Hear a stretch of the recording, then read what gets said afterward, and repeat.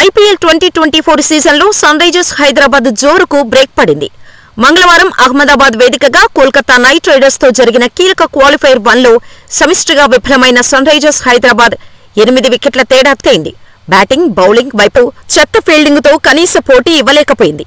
దాంతో హోరాహోరీగా సాగుతుందని భావించిన క్వాలిఫైర్ 1 ఎలాంటి ట్విస్టులు లేకుండా ఏకపక్షంగా ముగిసింది.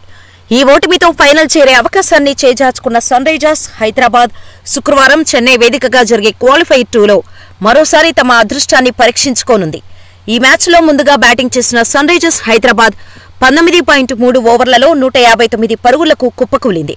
అనంతరం లక్ష్య ఛేదనకు దిగిన కేకేఆర్ 13.4 ఓవర్లలో 2 వికెట్లకు 164 పరుగులు చేసి సునాయాస విజయాన్ని అందుకుంది. అయితే ఈ మ్యాచ్లో ఓడినా క్వాలిఫైర్ 2లో విజయం సాధించిన సన్ రైజర్స్ హైదరాబాద్ ఫైనల్ చేరుతుందని ఆరెంజ్ ఆర్మీ అభిమానులు ధీమా వ్యక్తం చేస్తున్నారు. వన్డే ప్రపంచ కప్ సెంటిమెంట్ రిపీట్ అయితే సన్ రైజర్స్ హైదరాబాద్దే టైటిల్ అని జోస్యం చెబుతున్నారు. 2015లో ఆస్ట్రేలియా వన్డే ప్రపంచ కప్ గెలిచిందని, ఆ తర్వాత జరిగిన ఐపీఎల్ 2016లో సన్ రైజర్స్ విజేతగా నిలిచిందని ఫ్యాన్స్ గుర్తు చేస్తున్నారు.